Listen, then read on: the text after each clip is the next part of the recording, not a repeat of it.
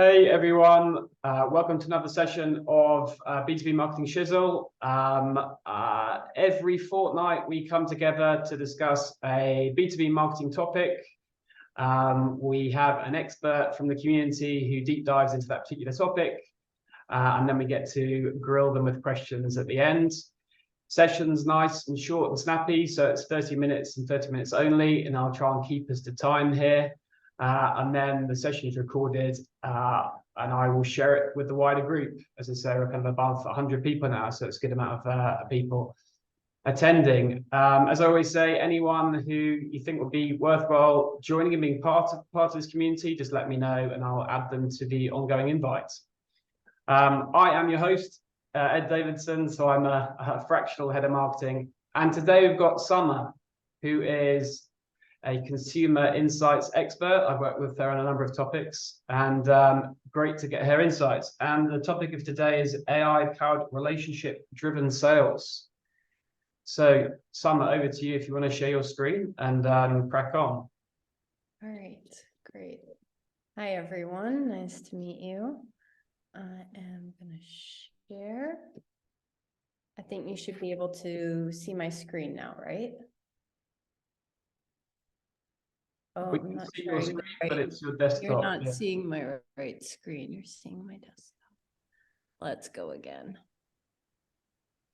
That's the one. Now, that's it. All right. So before I get into the findings or what this story is all about, I thought I would just give you like a quick overview. Hello, who I am and what I do. Yeah. So my name is Samar, and as Ed has said, I am a design research and consumer insights or innovation specialist. I work with mixed methodologies, so including qualitative and quantitative research. And today we're going to be looking at a qualitative project. And I just wanted to share with you a little bit about like how I work, and then this also will help you kind of see how some of the insights have been structured on this project. And the first thing is not only to look at what a user is doing, but to be very curious about like, how are they doing it? Then the second thing is not just what their practical goal is, but what are the emotions that are driving this objective or need that they have. And a lot of times this gets lost, especially in the world of B2B. And not only how successful are they in achieving a task, like when we're looking at a UX project, but what are the emotional, mental, practical implications of achieving or not achieving that particular task or goal that you want them to do on your website? And finally, not just who are the competitors, like the competitors of the brand or the product that you're working on, but what are the users' habits and personal hacks? Because a lot of times that's the biggest competitor you're going to be facing, especially when you're looking at B2B technology related products and services. So that's just a little bit about me and how I work. Quick overview on the project. This particular client, I'm just going to call them AI Connect. I just made it up.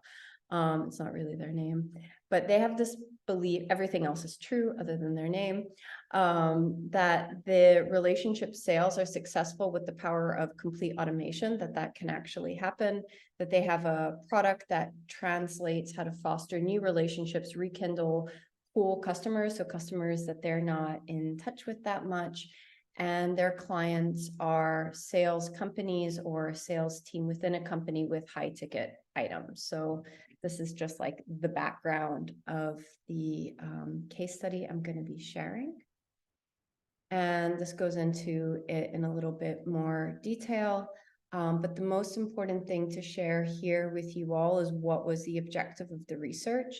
And as they were looking to rebrand, and as often is the case, they had some super users that were using their product, and then they had most of the other people that weren't using the product at all, but the people that were using the product were loving it. So who and why do some people use their product?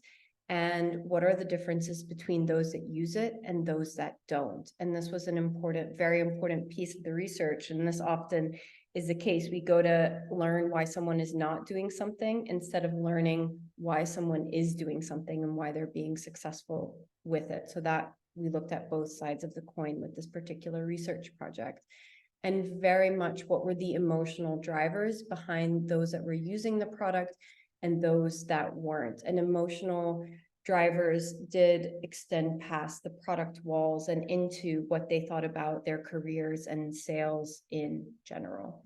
This was all done via Zoom and 60-minute interviews. I talked to 13 people. And this is just a brief overview of how we went about the research interviews, or how I went about the research interviews. So we had a little bit of a warm up, learning how they would describe themselves, getting into like the heart of their job, what they loved, what they hated, the feeling, like what happens when they closed a sale, but not just practically 1, 2, 3, what like emotionally was going on for them when it was happening or when they were losing sales, as well as how did they keep on top of all their relationships and the work. And then we went into the usability aspect of it and actually ended with what their personal life goals were and how their work in sales was or was not connected to that, because a lot of the rebrand that we were working on was connected to messaging, and people that were higher were higher up in the career line. Okay. And the very last thing before we go into the insights is, as with qualitative research, there's 3 things to keep in mind as we always look for patterns over use cases. Perception is reality. So what people think is what they believe, and it's never about convincing them. And which was like a big learning for me when I was young in the business of being like, hey, wait a minute, are you really sure you believe that? And anytime there's a quote, it's just a representation of what a lot of people said, but it's just like, sounds a bit more interesting and brings you closer to the customer or the user who says. Okay. Now I'm going to just go into some of the findings and insights. They're like, the orders are, the numbers are not 1, 2, 3. I've just chosen a few of them. So it'll be like 1, 2, 4, something like that, just so you know. So the first finding was about salespeople are lazy. So they generally have this belief that salespeople are lazy, but I'm not lazy.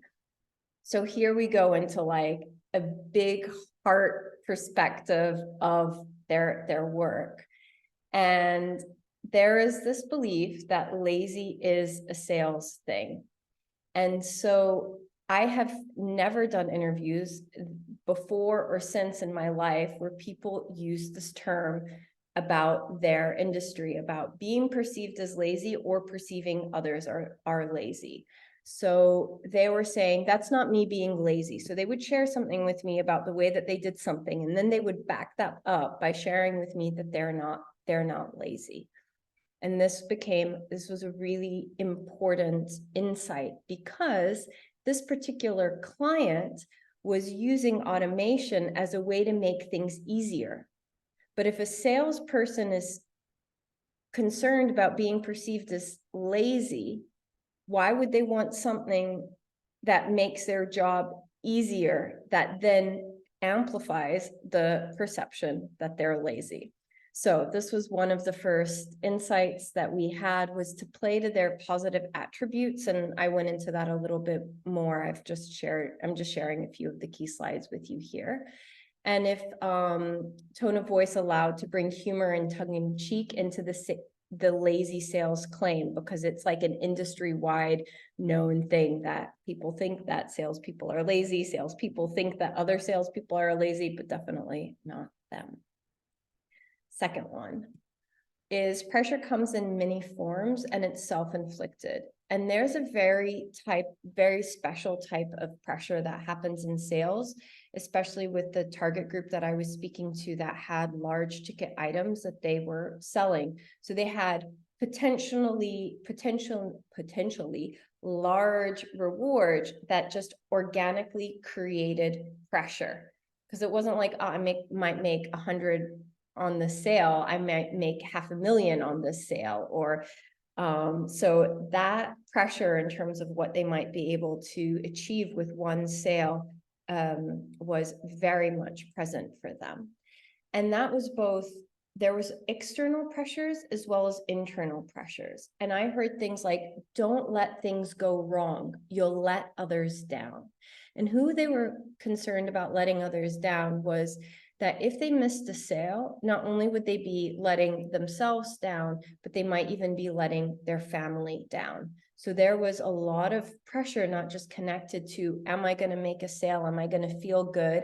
Am I going to make some extra money? But like, am I going to be able to provide as much as I possibly can for my family? And it's sort of very high pressure and, you know, quite volatile. So the world in sales is a volatile world in which they live with these potential high rewards or nothing. If things don't get done, all hell can break loose. And these are things that people actually said. There is pressure and there is fear that is connected to this world of sales.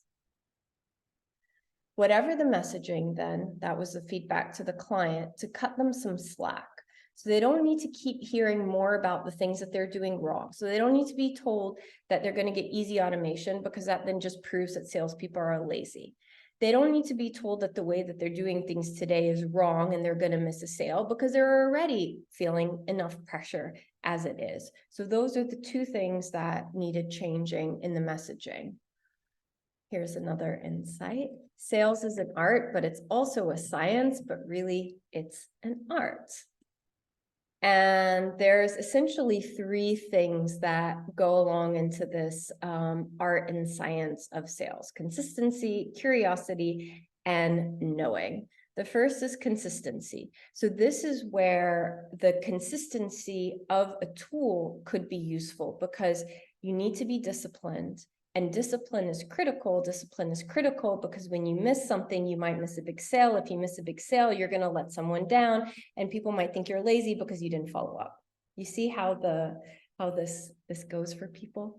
And the consistency, depending on the type of person I was speaking to, was either documentation with CRM, following up when you say you will. So I'm going to send you this information by X date. You make sure that you've done it by then, and then completing the to-do list at the end of the day. So am I cold calling anyone? Am I following up with any cool clients?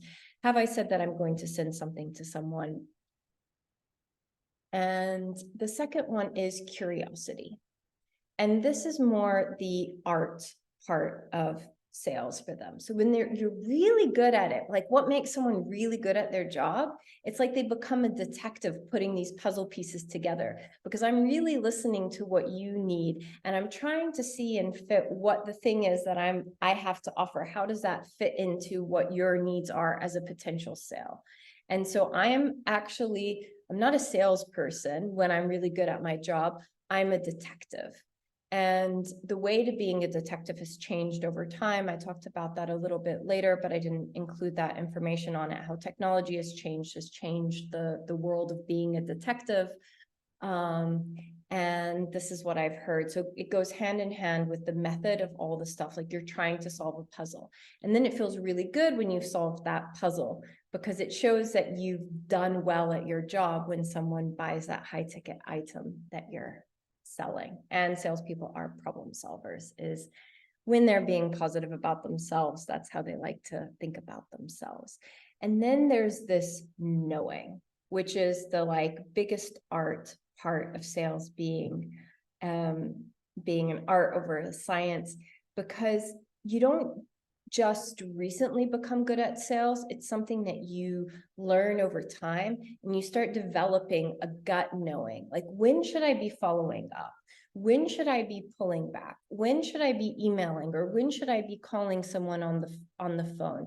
And there's a lot of pride that salespeople take in that knowing. So to have a tool that's meant to do all of these things for you is also telling a salesperson that art that they've spent time building up is not relevant, and they're not relevant. So it's not about this AI Connect replacing the art.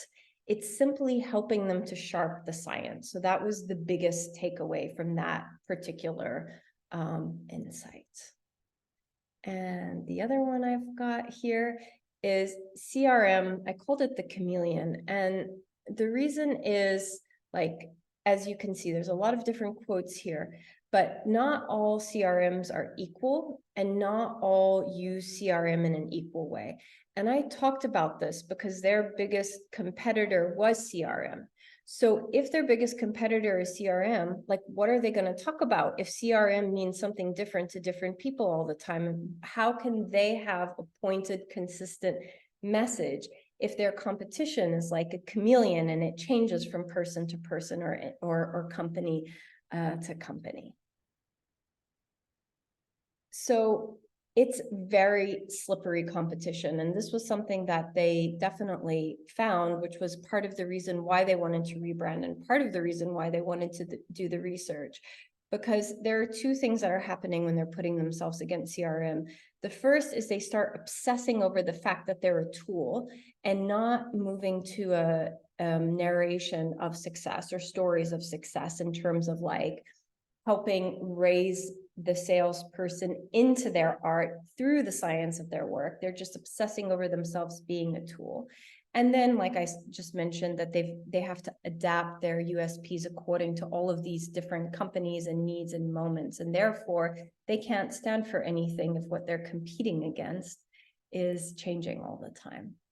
So carve out your own unique category was the feedback as they were thinking about the messaging. And the last insight I've got for you, and I've got 3 minutes here, is there were three different types of attitudes and cultures, and not all are appropriate to AI Connect. And this is something that I'm sure you're all very familiar with. We see very frequently that a client wants a particular target, and that's not going to be the target that's like a lowest hanging fruit for them. So essentially there were three types of cultures. There were the old school that were like, don't give me a tool. I've always gone around with a pen and paper and networking, and I've been part of the boys club. So this tool, forget it. I'm not going to use it. If they ask me to use it, I'm just going to leave. And then there's the aware, like, okay, I know things are changing, but I don't know exactly how they're changing. I'm really good at my job. I don't really think I need some tool to tell me when to follow up with the client and what to say to them, and when to ask them out for drinks and when to set up a meeting with them. And then there's the group that are aware and actioning. And the old school obviously are not the group that they should have been going after, which was who they were trying to convert. And the aware and actioning, the ones that are like, the world has changed, like I'm just on the bandwagon 100%, they're not very important to market to in a way because they're already on board. So there's this like sweet spot, which in politics is called the swing. And I'm always very curious about what is the swing vote or what is the swing target group for clients. They're the ones that are going to be able to bring in the biggest change. The ones that are going to use it anyway, you just make sure that you don't alienate them. The ones that aren't really interested, it's an absolute waste of time trying to understand how to change their minds and get them on board. And so that was then the final insight that I have to share with you, which was how do they learn to talk to the ones that know things are changing but are tentative about them, and then are having all of these other emotional experiences that are going on that I had shared earlier, plus the habits that they're using today. And as I had mentioned at the beginning, the habits tend to be the most difficult thing to break when there's a business sell with technology involved. All right, I think I got it in time. So bang on, look at that. Thanks, Samar. Yeah, amazing, really useful. I think it's kind of fascinating to see what our kind of sales brothers and sisters how they're thinking and how they approach things that associated with CRM. I think one of the quotes that I saw there, if it breathes, it goes into Salesforce. I thought that was quite interesting. Yeah. People update everything. So yeah, we've got 10 minutes, and I just quite like to just delve in a little bit into like your process and the way that you approach like the research process to get out those insights. And I think that, I suppose the first one that I always find really interesting is the quotes that you pull out there. I think you mentioned they are like a snapshot and an opinion at that particular time, but are they particularly insightful? And do you tend to like double click on that and expand into it if they have a particular, emotive quote that comes out? Like if I double click on one particular individual when I find a quote. Yeah. Yeah, I mean, I think the like as a human, I'm also prone to bias, just like everyone else.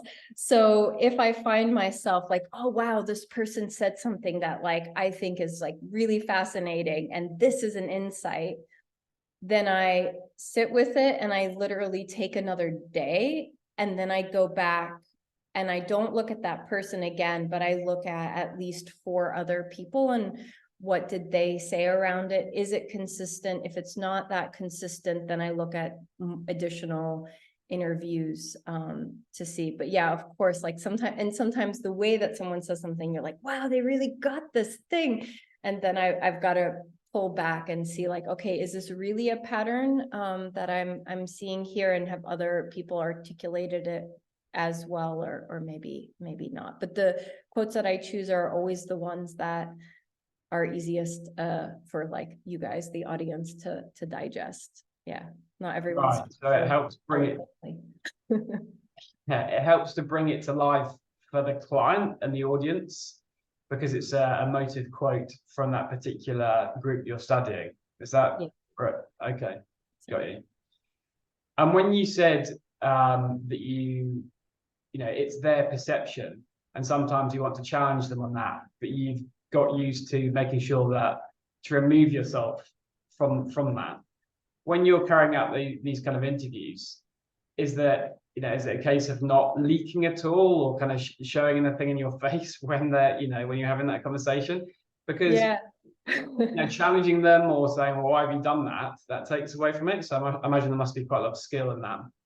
Yes, yeah, I'm good at it.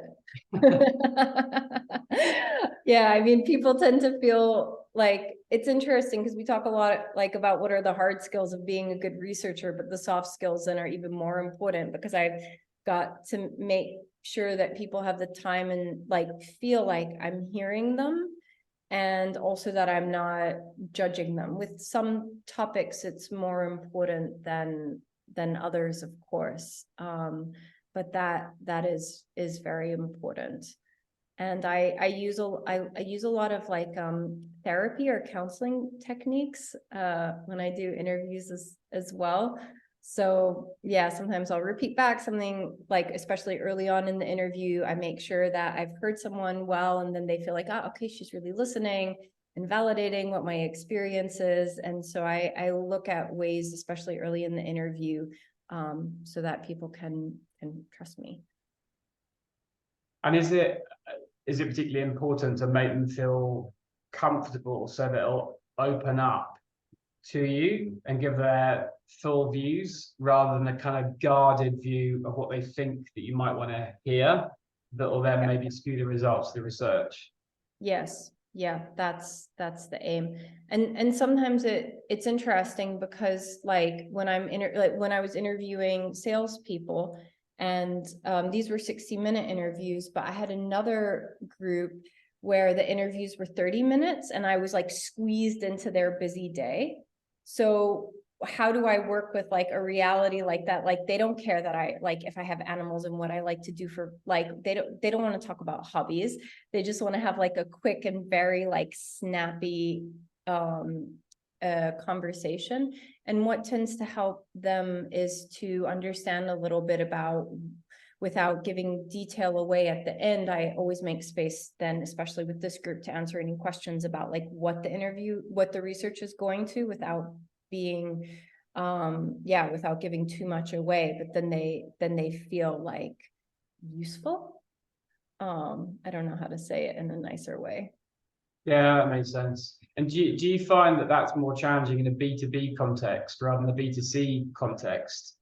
That people yeah, they come out with kind of business terminology, but are more guarded about their emotive state, which might actually be more meaningful in terms of messaging or positioning, things like that.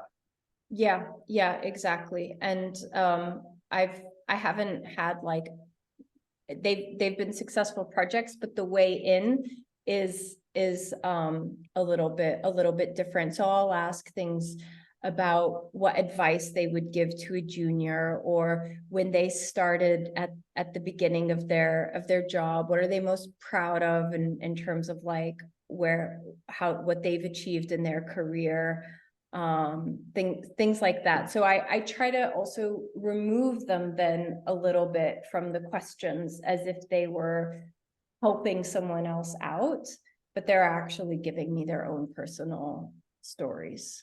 That's interesting.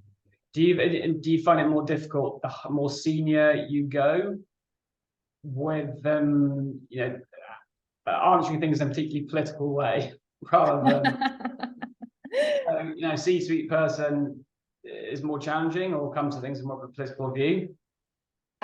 I had one really bad interview. I learned a lot. And this person wanted me to know a lot. They didn't like me asking them too many why questions. And within 3 minutes of that interview, I just knew like everything needed to change.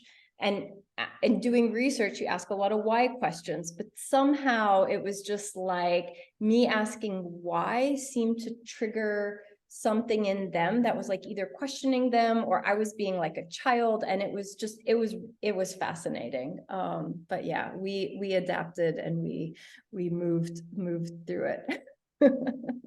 So I think with like more senior people, how I drill down looks a little bit different, or I might leave something and then I might try to come back to go a little bit deeper later with a different type of question. But if I try to stay with one topic too long, they get frustrated. Makes sense. Makes sense. And look, I mean, I like to ask kind of challenging questions. So that the challenge, I suppose, always with qual research versus quant research is that question around statistical validity, because you're only asking, you've only got time and normally budget for a certain amount of questions and a certain amount of people to interview. I think it's also dependent on getting those people that are balanced across the customers or the profile of whether the company wants to go after. Do you feel that you need to interview a minimum amount of people to get that kind of balance?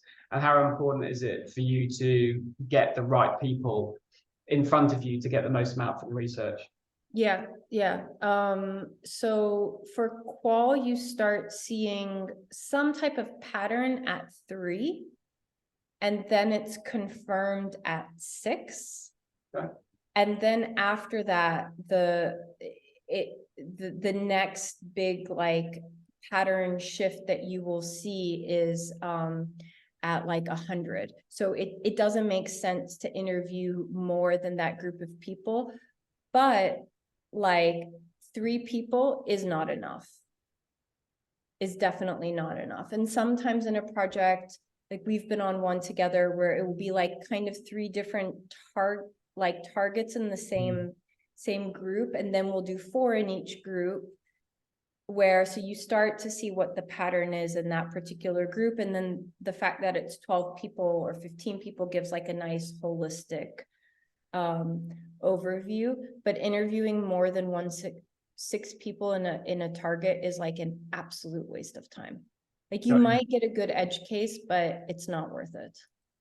And my last question, because I'm on time now, I suppose those edge cases, do you tend to discount them because they're wildly out from the norm, and so it's not as relevant to that customer profile overall? Or is it a really interesting rabbit hole to go down because that group of people might be a rich seam that haven't been answered by the positioning or the messaging or anything else in terms of the middle area? Mm-hmm. In that interview with that person, I will go like deeper. It's not that, oh, wow, they're giving me like an edge case answer, I'm going to dismiss it. I will go deeper in the interview. And then the question is whether or not I mention it or how I mention it in the results. But edge cases can be very important on some instances where, I mean, I've seen brands who've done extensive research have extremely big negative flops in their campaigns because they didn't listen to an edge case on particular criticism. So things, especially when it comes to politics and equality and some of these hotter topics, edge cases for messaging are definitely very critical. Fascinating. Well, look, we're at time and I've got to keep these things snappy. So thank you so much, Samar. Thank you very much for the guys that attended on the day. And we will share it with the wider group as usual. Thanks a lot, everyone. See you in a couple of weeks. Thank you all. Have a nice afternoon. Bye. Bye.